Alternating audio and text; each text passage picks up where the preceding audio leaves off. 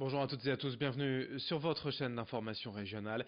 Nous sommes le lundi 15 juillet, voici le journal de la rédaction, comme toujours en images en 8 minutes, un point complet sur l'actualité aujourd'hui et comme toujours on démarre par vos prévisions météo. D'abord un temps en couvert, gris et nuageux mais un temps sec aujourd'hui. Le vent de nord lui se maintient et rafraîchit l'atmosphère. Heureusement les éclaircies se feront de plus en plus présentes cet après-midi jusqu'à profiter d'un peu de soleil en fin de journée, en début de soirée. Pas de pluie de prévu aujourd'hui, je vous le disais, le temps restera sec, le vent de nord se maintient et les températures sont donc un peu fraîches. 17 degrés à Boulogne et à Dunkerque, 19 à Saint-Omer, 22 degrés tout de même à Lille. Les prévisions météo complètes après ce journal. À la une, d'abord après le département du Nord depuis déjà plusieurs semaines, le Pas-de-Calais, à son tour en alerte sécheresse, placé d'abord en vigilance depuis le mois d'avril. Le 62 affiche désormais un déficit pluviométrique ne permettant plus de recharger suffisamment les nappes phréatiques. En conséquence, des restrictions d'eau doivent être appliquées par tous, les collectivités, les entreprises et les particuliers. Explication en plateau avec Idil Gunaï. Et oui, normalement, la période hivernale est propice à la recharge des nappes phréatiques qui s'achève au printemps. Sauf que là, l'hiver 2018-2019 a été particulièrement sec avec 20% de pluie en moins que la normale. D'autant plus que le mois de février, souvenez-vous, a été sec et doux. Il a fait très beau dans la région et les précipitations du mois de mars n'ont pas permis de rattraper le déficit accumulé. Du coup, comme dans le Nord, les professionnels et particuliers du Pas-de-Calais vont devoir limiter leur consommation d'eau. Alors concrètement, pour les habitants, ces restrictions concernent surtout l'arrosage des espaces verts. Le préfet demande de limiter au maximum l'arrosage des jardins, des pots sur les balcons.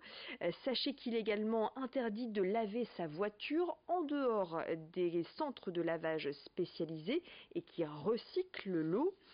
Les industriels, eux, doivent limiter leur consommation d'eau de 10%. Et puis les agriculteurs ont interdiction d'irriguer les cultures les samedis et dimanches entre 10h et 18h. Autant de mesures applicables pendant tout l'été dans le Nord et le Pas-de-Calais donc. Merci Idil pour ces informations pratiques. Dans ce journal également l'actualité politique avec la course au municipal en 2020. À Lille, on ne connaît pas encore tous les candidats, mais au moins une dizaine de prétendants sont annoncés. Et parmi eux, 2 élus de la République En Marche, le parti présidentiel. Violette Spielbout, ex-directrice du cabinet de Martine Aubry, et Valérie Petit, députée de la 9e circonscription du Nord. Elles ont déjà toutes deux affiché leurs intentions, mais pour savoir qui des deux femmes aura les honneurs du parti, il faudra attendre fin août et la braderie, avec la réponse de la commission d'investiture. Gérald Darmanin, aujourd'hui ministre, en est le coordinateur local. Lui aussi est pressenti à la mairie de Tourcoing, mais pour l'instant il se refuse à toute annonce personnelle. Il se donne jusqu'au mois de février pour afficher ses ambitions. On l'écoute à propos de la mairie de Lille et du projet de la République En Marche au micro d'Idil Gunaï. En 2014, on m'a expliqué que ce n'était pas jouable face au maire de Tourcoing. Une élection, elle est par nature jamais gagnée, jamais perdue d'avance pour qui que ce soit.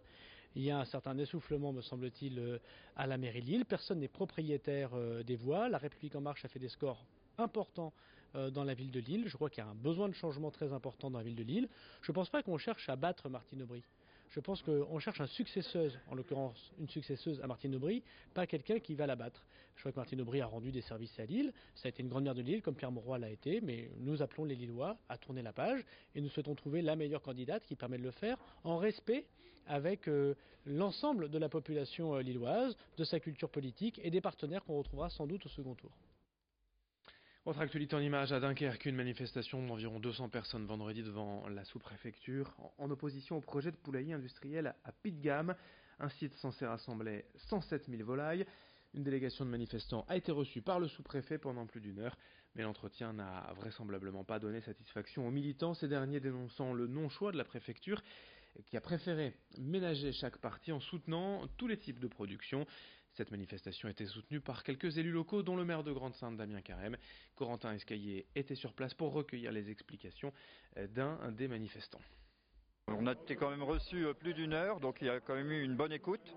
Le sous-préfet a dit qu'il réétudierait le dossier de près, parce que pour nous, il y a quand même des failles dans ce dossier, même des tromperies. On a trompé les services de l'État, notamment sur les distances entre le poulailler qui doit être construit et le site GRT Gaz. la station de compression de gaz qui est quand même un site sensible qui présente beaucoup de risques.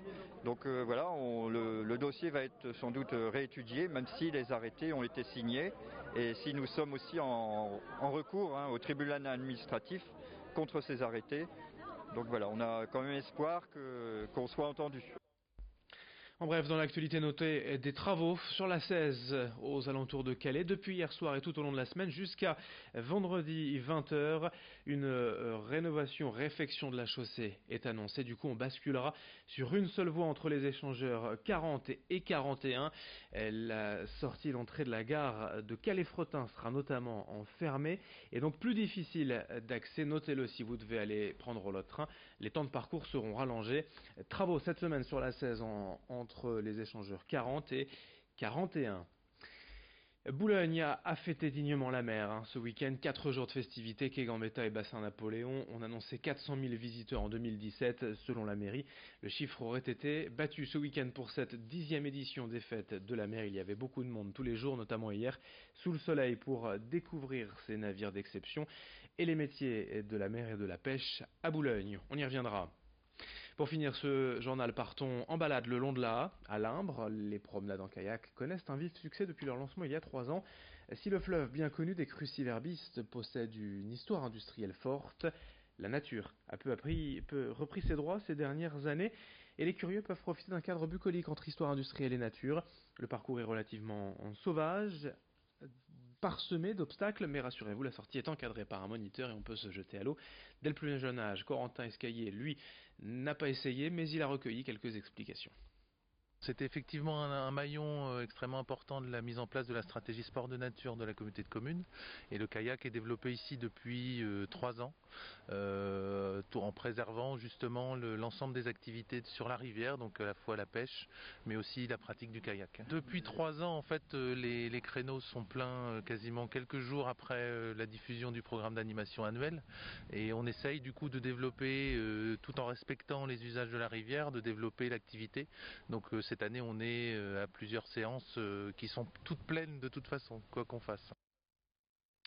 Fin de cette édition, à suivre dans un instant vos prévisions météo. D'autres infos dès le prochain quart d'heure. Très bonne journée à toutes et à tous.